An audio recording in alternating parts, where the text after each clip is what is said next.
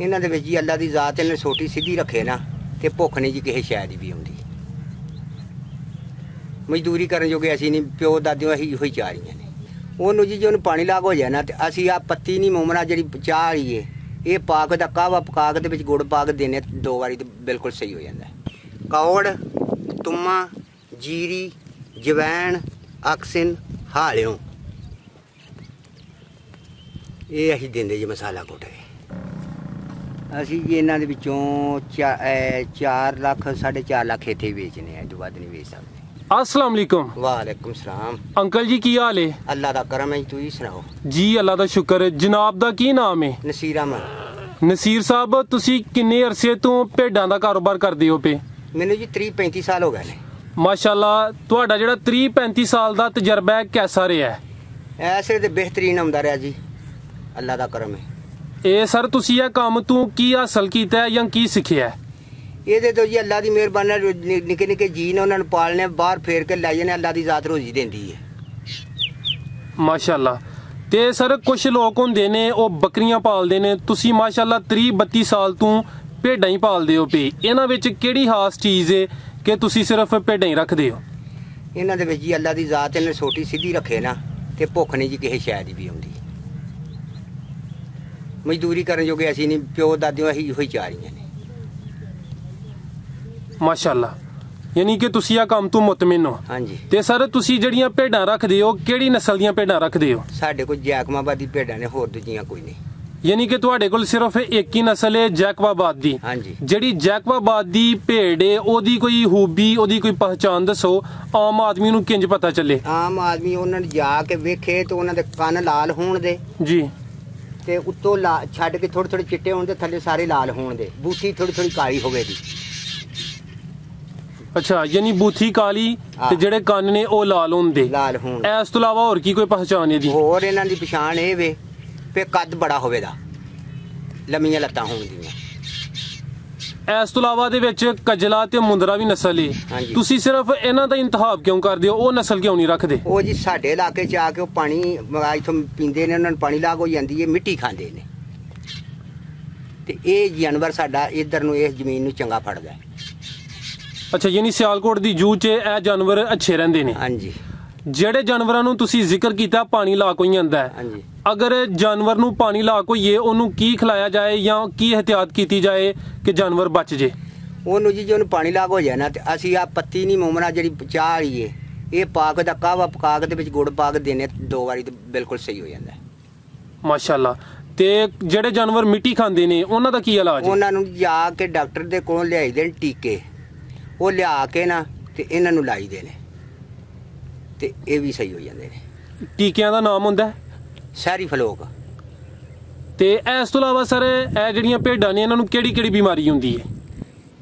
ਇਹਨਾਂ ਨੂੰ ਬਿਮਾਰੀ ਅੱਜ ਕੱਲ ਤੇ ਆ ਕੇ ਜਾਂ ਠੋਰ ਹੋਵੇ ਦੀ ਤੇ ਜਾਂ ਇਹਨਾਂ ਨੂੰ ਆ ਕੁਕੜੀਆਂ ਵਾਲੀ ਬਿਮਾਰੀ, ਹੋਰ ਕੋਈ ਬਿਮਾਰੀ ਨਹੀਂ ਆਉਂਦੀ। ਇਸ ਤੋਂ ਅੱਗੇ ਕੋਈ ਬਿਮਾਰੀ ਨਹੀਂ। ਤੇ ਇਹ ਜਿਹੜੀਆਂ ਤੁਸੀਂ 2 ਬਿਮਾਰੀਆਂ ਦਾ ਨਾਮ ਲਿਆ, ਇਹਨਾਂ ਦਾ ਇਲਾਜ ਖੁਦ ਕਰਦੇ ਹੋ ਜਾਂ ਕਿ ਡਾਕਟਰੀ ਇਲਾਜ ਕਰਾਉਂਦੇ ਹੋ? ਇਹ ਡਾਕਟਰ ਦੇ ਕੋਲ ਜਾਵਾਂਗੇ, ਉਹ ਟੀਕੇ ਦੇਗਾ ਸਾਨੂੰ, ਉਹਨਾਂ ਨੂੰ ਜਾ ਕੇ ਦੱਸਾਂਗੇ ਇਹਨਾਂ ਦੀ ਹਾਲਤ ਤੇ ਉਹ ਸਾਨੂੰ ਉਹ ਟੀਕੇ ਦੇਗਾ ਤੇ ਉਹ ਲਿਆ ਕੇ ਇਸਤੇਮਾਲ ਕਰ ਲਾਂਗੇ। ਤੇ ਇਸ ਤੋਂ ਇਲਾਵਾ ਆਮ ਰੂਟੀਨ ਵਿੱਚ ਕੋਈ ਮਿਰਚ ਮਸਾਲਾ ਵੀ ਇਹਨਾਂ ਨੂੰ ਖਿਲਾਉਂਦੇ ਹੋ ਤਾਂ ਕਿ ਬਿਮਾਰੀਆਂ ਤੋਂ ਬਚਣ? ਇਹਨਾਂ ਨੂੰ ਮਿਰਚ ਮਸਾਲਾ, ਇਹ ਨੀਲ ਜ਼ੈਨ ਦਵਾ, ਸਾਦਾ ਨੀਲ ਜ਼ੈਨ ਲਿਆ ਕੇ ਇਹਨਾਂ ਨੂੰ ਦੇ ਬੈਠੇ ਆ। ਅੱਲਾ ਨੇ ਕਰਮ ਕੀਤਾ, ਕੋਈ ਭਾਰੂ ਵੇਲੇ, ਕੋਈ ਲਿੱਸਾ ਨਹੀਂ, ਕੋਈ ਕਾਣਾ ਨਹੀਂ, ਕੋਈ ਲੂਲਾ ਨਹੀਂ। ਮਾਸ਼ਾਅੱਲਾ। ਤੇ ਜਿਹੜੀ ਨੀਲ ਜ਼ੈਨ ਦੀ ਦਵਾ ਵੇ ਤੁਸੀਂ ਕਿੰਨੇ ਮਹੀਨੇ ਬਾਅਦ ਇਹਨਾਂ ਨੂੰ ਪਿਲਾਉਂਦੇ ਹੋ? 2 ਮਹੀਨਿਆਂ ਬਾਅਦ।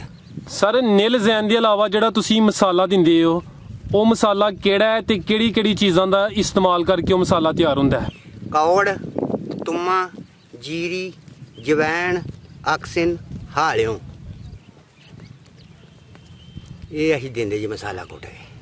ਇਹ ਸਾਰਾ ਮਸਾਲਾ ਖੁਦ ਤਿਆਰ ਕਰਦੇ ਹੋ ਜਾਂ ਕਿ ਬਣਿਆ ਬਣਾਇਆ ਖਰੀਦਦੇ ਹੋ? ਇਹ ਜੀ ਬਣਿਆ ਬਣਾਇਆ ਵੀ ਲੈ ਲੈਂਦੇ ਜੀ ਤੇ ਆਪ ਵੀ ਤਿਆਰ ਕਰ ਲੈਂਦੇ ਆ। ਤੇ ਕਿੰਨੇ ਦਿਨ ਬਾਅਦ ਇਹ ਮਸਾਲਾ ਖਿਲਾਉਣਾ ਬਿਹਤਰ ਹੈ? ਇਹ ਜੀ 15 ਦਿਨ ਹੀ ਦੇਣਾ ਚਾਹੀਦਾ। ਇਹ ਮਸਾਲੇ ਦਾ ਫਾਇਦਾ ਕੀ ਹੁੰਦਾ ਹੈ? ਇਹਦੇ ਨਾਲ ਇੱਕ ਜਾਨਵਰ ਦੀ ਗਜਾ ਹਾਜ਼ਮ ਹੋ ਜਾਂਦੀ ਹੈ, ਇੱਕ ਚੁਗਦਾ ਚੰਗਾ ਹੈ, ਇੱਕ ਫੁੱਲਦਾ ਬੜਾ ਹੈ। ਤੁਸੀਂ ਜ਼ਿਕਰ ਕੀਤਾ ਕਿ ਫੁੱਲਦਾ ਬੜਾ, ਯਾਨੀ ਕਿ ਉਹ ਵਜ਼ਨ ਵਧਾਉਂਦਾ ਹੈ। ਹਾਂਜੀ। ਇਸ ਤੋਂ ਇਲਾਵਾ ਤੁਸੀਂ ਜਦੋਂ ਇਹਨਾਂ ਨੂੰ ਸੇਲ ਕਰਦੇ ਹੋ ਈਦ ਉੱਤੇ, ਇਹਨਾਂ ਨੂੰ ਕੀ ਖਿਲਾਉਂਦੇ ਹੋ ਕਿ ਵਜ਼ਨ ਜ਼ਿਆਦਾ ਵਧਾਉਣ? ਉਦੋਂ ਜੀ ਇਹਨਾਂ ਨੂੰ ਪਾਉਂਦੇ ਆ ਜਿਹੜੀ ਇਹਨਾਂ ਚੌਕਰ ਤੇ ਕਣਕ ਸੁੱਕੀ, ਇਹ ਪਾਉਂਦੇ ਜੀ ਇਹਨਾਂ ਨੂੰ ਤੇ ਫੇਰ ਇਹ ਵਜਨ ਵਧਾ ਜਾਂਦੇ ਨੇ, ਪਾਣੀ ਪੀਣੇ ਤੇ ਵਜਨ ਵੱਧ ਜਾਂਦਾ। ਚੋਖਰ ਤੇ ਕਣਕ ਹਾਂਜੀ, ਇਹ ਰੋਜ਼ਾਨਾ ਇੱਕ ਜਾਨਵਰ ਨੂੰ ਕਿੰਨੀ ਦੇਣੀ ਚਾਹੀਦੀ? ਅੱਧਾ ਕਿਲੋ। ਈਦ ਤੋਂ ਪਹਿਲੇ? ਹਾਂਜੀ। ਇਹ ਕਿੰਨੇ ਕੁ ਦਿਨ ਤੁਸੀਂ ਈਦ ਤੋਂ ਪਹਿਲੇ ਦਿੰਦੇ ਹੋ? 20 ਦਿਨ ਪਹਿਲਾਂ ਹੀ ਪਾਣ ਲੱਗ ਪੈਨੇ ਆ। ਇਹ ਜੀ 20 ਦਿਨਾਂ ਨੂੰ ਈਦ ਹੋਵੇ ਨਾ, 20 ਦਿਨ ਪਹਿਲਾਂ ਪਾਣੇ, ਭਾਰੂ ਆਪਣਾ ਆਪ ਸਮਝ ਆਂਦਾ। ਜਦੋਂ ਇਹ ਜਾਨਵਰ ਨੇ ਕਣਕ ਤੇ ਚੋਖਰ ਖਾ ਲੈਣਾ ਹੈ, ਹਾਂਜੀ, ਇਸ ਤੋਂ ਬਾਅਦ ਕਿੰਨੀ ਦੇਰ ਬਾਅਦ ਪਾਣੀ ਪਿਲਾਣਾ ਹੈ? ਪਾਣੀ ਇਹਨੂੰ 3 ਘੰਟਿਆਂ ਬਾਅਦ ਫਿਰ ਪਾਣੀ ਤੇ ਛੱਡੋ, ਫਿਰ ਆਪਣਾ ਆਪ ਦੱਸੇਦਾ ਵੀ ਮੈਂ ਕਣਕ ਤੇ ਚੋਕਰ ਖਾਦਾ ਹੈ। ਜੀ ਜੀ, ਹਾਂ। ਯਾਨੀ ਕਿ 3 ਘੰਟੇ ਤੋਂ ਪਹਿਲੇ ਨਹੀਂ ਪਿਲਾਣਾ। ਨਹੀਂ। ਅਗਰ ਤੁਸੀਂ ਉਸੇ ਟਾਈਮ ਪਿਲਾਓਗੇ ਤੇ ਉਹ ਜਿਹੜਾ ਚੋਖਰ ਹੈ ਉਹ ਮੇਦੇ 'ਚ ਜਾ ਕੇ ਜੰਮ ਜਾਂਦਾ ਹੈ। ਹਾਂਜੀ ਹਾਂਜੀ ਜੀ। ਤੇ ਕਣਕ ਕਿੰਨੀ ਦਸੀ ਖਿਲਾਣੀ? ਅੱਧਾ ਕਿਲੋ। ਅੱਧਾ ਕਿਲੋ। ਹਾਂਜੀ ਯਾਨੀ ਕਿ ਇਹ ਜਿਹੜਾ ਨੁਸਖਾ ਹੈ ਇਹ ਜ਼ਬਰਦਸਤ ਹੈ। ਹਾਂਜੀ। ਅੱਛਾ ਸਰ, ਤੁਸੀਂ ਆਪਣੇ ਜਾਨਵਰਾਂ ਦੀ ਰੂਟੀਨ ਕੀ ਰੱਖੀ ਹੈ? ਰੋਜ਼ਾਨਾ ਇਹਨਾਂ ਨੂੰ ਕੀ ਖਿਲਾਉਂਦੇ ਪਿਲਾਉਂਦੇ ਹੋ? ਇਹਨਾਂ ਨੂੰ ਜੀ ਸਵੇਰੇ ਇੱਥੋਂ ਫੇਰ ਕੇ ਸ਼ਾਮ ਨੂੰ ਲੈ ਜਾਂਦੇ ਤੇ ਸਵੇਰੇ ਇੱਥੇ ਹੀ ਲਿਆ ਕੇ ਚਾਰਨੇ ਆ। ਯਾਨੀ ਕਿ ਚਰਾਈ ਕਰਾਉਂਦੇ ਹੋ? ਹਾਂਜੀ। ਇਸ ਤੋਂ ਇਲਾਵਾ ਘਰ ਵਿੱਚ ਕੋਈ ਚੀਜ਼ ਇਹਨਾਂ ਨੂੰ ਨਹੀਂ ਖਿਲਾਉਂਦੇ? ਸ਼ੈ ਨਹੀਂ ਪਾਉਂਦੇ, ਪਾਣੀ ਵੀ ਬਾਹਰੋਂ ਹੀ ਪੀ ਕੇ ਨਾ ਜਾਣਾ। ਅਸੀਂ ਕੁਝ ਨਹੀਂ ਜੀ ਪਾਉਂਦੇ, ਆ ਘਾਹ ਸ਼ਾਈ ਖਾ ਕੇ ਜਾਂਦੀਆਂ ਨੇ।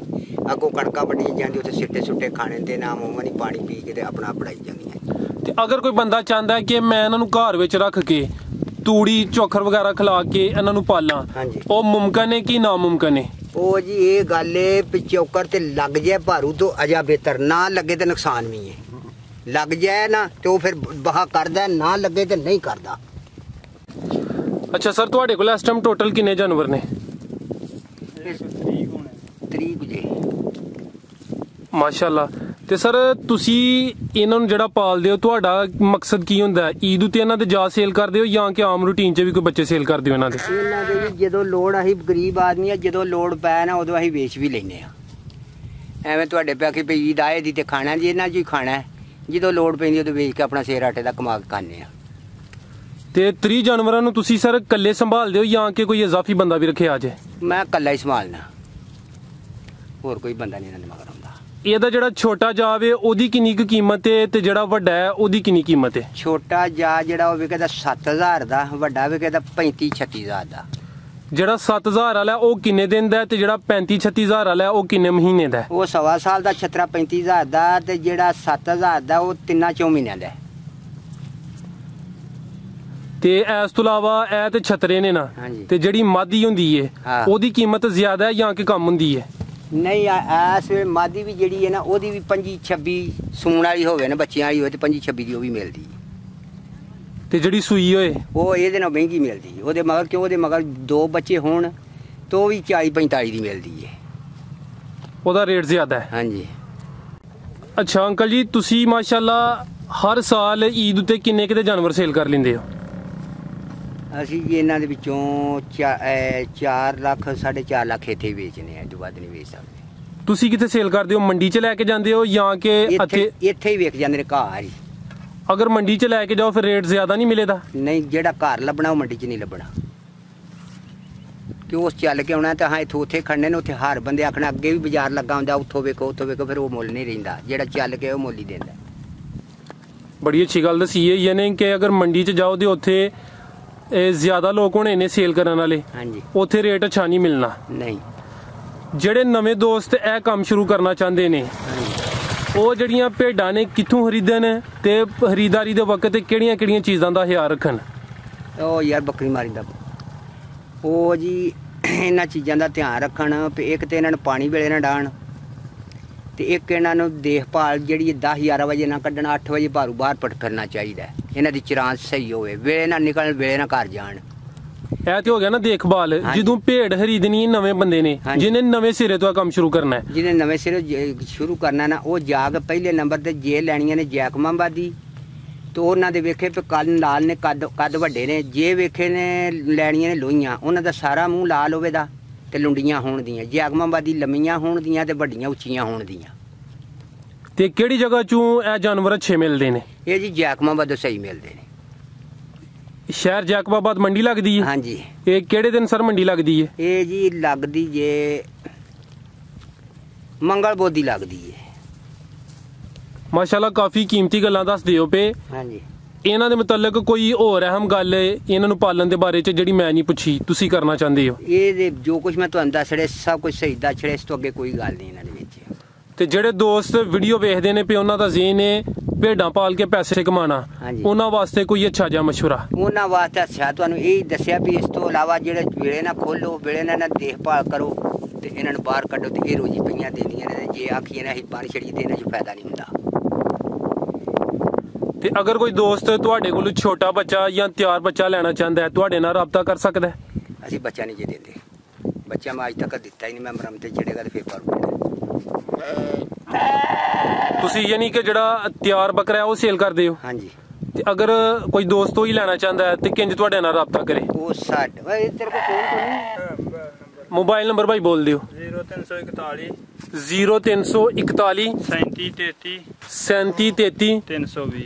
320 ਜੀ। ਮੈਂ ਨੰਬਰ ਸਕਰੀਨ ਤੇ ਵੀ ਸ਼ੋਅ ਕਰਦਾ ਹਾਂ ਜੀ। ਅੰਕਲ ਜੀ ਤੁਹਾਡਾ ਬਹੁਤ ਸ਼ੁਕਰੀਆ, ਤੁਸੀਂ ਬੜੀਆਂ ਕੀਮਤੀ ਗੱਲਾਂ ਦਸੀਆਂ ਨੇ, ਆਪਣਾ ਕੀਮਤੀ ਵਕਤ ਦਿੱਤਾ ਹੈ। ਅੱਲਾਹ ਪਾਕ ਤੁਹਾਡੇ ਕਾਰੋਬਾਰ 'ਚ ਮਜ਼ੀਦ ਇਜ਼ਾਫਾ ਤਾ ਫਰਮਾਏ। ਅੱਲਾਹ ਹਾਫਿਜ਼। ਵਾਲੇਕੁਮ ਸਲਾਮ।